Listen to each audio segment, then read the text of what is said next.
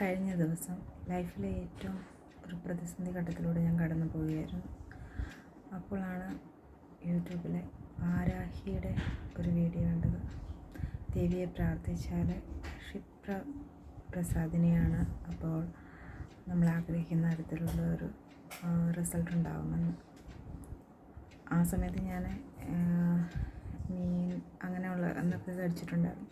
അപ്പം അതുകൊണ്ട് ദേവിയെ പ്രാർത്ഥിച്ചാൽ അത് കുഴപ്പമാണോ, മൂലമന്ത്രമൊക്കെ ജപിച്ച പ്രശ്നമാണെന്ന് വിചാരിച്ചിട്ട് എൻ്റെ ആവശ്യങ്ങളൊക്കെ പറഞ്ഞു.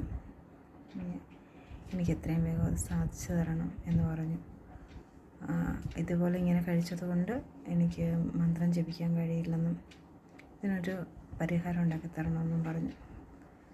2-3 ദിവസത്തിനുള്ളിൽ നടക്കേണ്ട കാര്യമായിരുന്നു അത്. കാര്യങ്ങളെല്ലാം ഭംഗിയായിട്ട് നടന്നു, അത്ഭുതകരമായിട്ട് നടന്നു.